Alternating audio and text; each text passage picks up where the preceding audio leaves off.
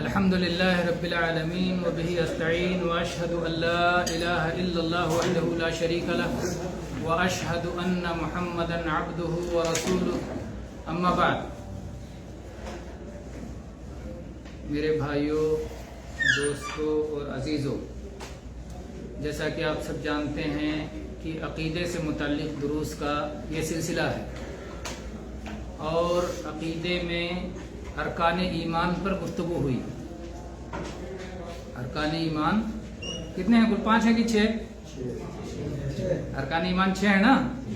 ارکان ایمان 6 ہیں.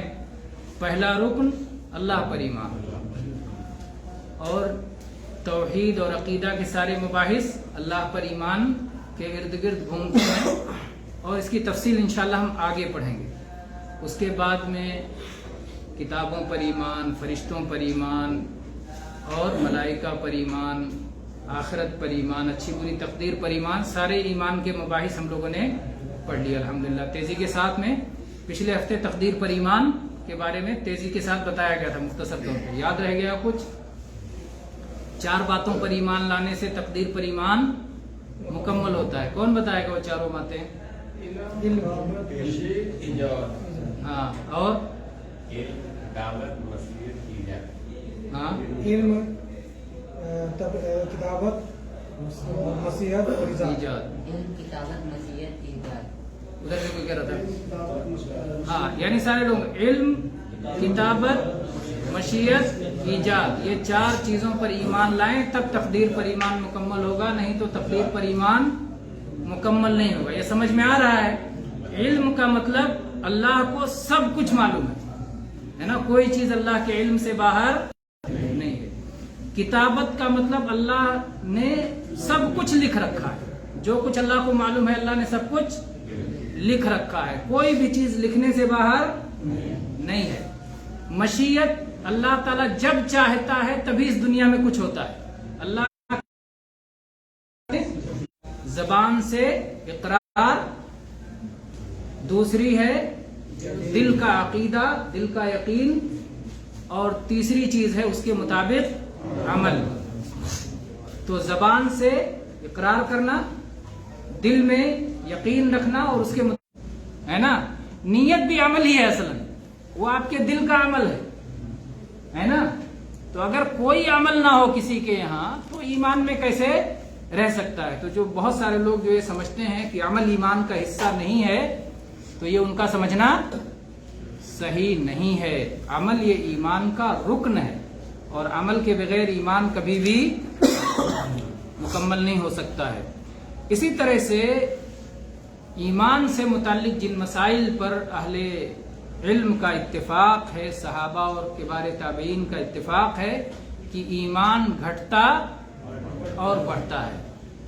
نیکی اور اطاعت اور فرما برداری کے کاموں سے ایمان بڑھتا ہے، زیادہ ہوتا ہے، اور نافرمانی اور گناہ کرنے سے ایمان کم ہوتا ہے. اور اس کے قرآن پاک میں اور بہت سے دلائل ہیں، احادیث میں بہت سارے دلائل ہیں.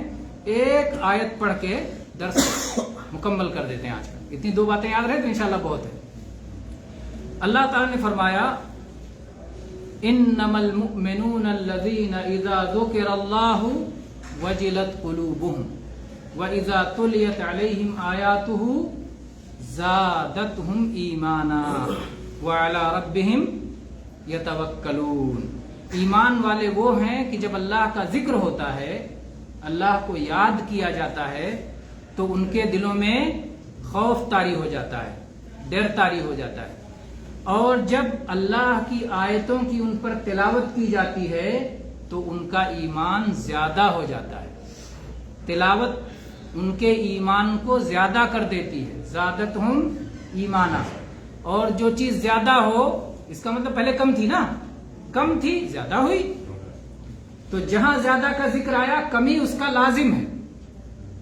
تو جب قرآن پاک کی تلاوت ہوتی ہے تو ایمان میں زیادتی ہو جاتی ہے، ایمان زیادہ ہوتا ہے. جو لوگ زیادتی کو نہیں مانتے وہ اس کا کیا ترجمہ کرتے ہیں؟ زیادتہم ایمانا کا ایمان طاقتور ہو جاتا ہے. یہ ترجمہ صحیح نہیں ہے، صاف صاف لفظ، زیادہ اردو میں بھی ہے، عربی میں بھی ہے.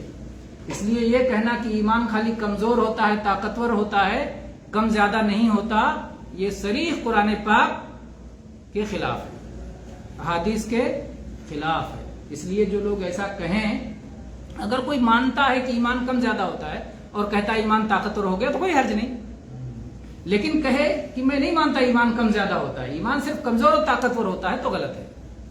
ایمان کمزور بھی ہوتا ہے، طاقتور بھی ہوتا ہے، کم بھی ہوتا ہے، زیادہ بھی ہوتا ہے. اور اللہ تعالیٰ نے ایمان والوں کی ایک نشانی بتائی کہ وہ اپنے رب پر ہی بھروسہ کرتے ہیں. بھروسہ بھی کم زیادہ ہوتا ہے کہ نہیں ہوتا؟ بھروسہ بھی کم زیادہ ہوتا ہے، کسی پر زیادہ بھروسہ ہے، کسی پر کم بھروسہ ہے، کسی کا بھروسہ کم ہے، کسی کا بھروسہ زیادہ ہے اللہ پر. اور انسانوں کے معاملے میں ایک دوسرے پر بھروسہ کرنے میں یہ زیادہ بھروسے کا آدمی ہے، ایک کم بھروسے کا آدمی ہے. تو توکل یہ ایمان کا ایک عمل ہے اور یہ خود بھی گھٹتا بڑھتا ہے. تو جو بھی ایمانی اعمال ہیں گھٹتے بڑھتے ہیں، تو اس کی وجہ سے ایمان بھی گھٹتا بڑھتا ہے. اس طرح سے بہت ساری آیات ہیں جس سے مسئلہ معلوم ہوتا ہے. تو بہرحال اسی پر اکتفا کرتے ہیں. وآخر دعوانا ان الحمد للہ رب العالمین. اس کو بند کر ٹھیک ہے.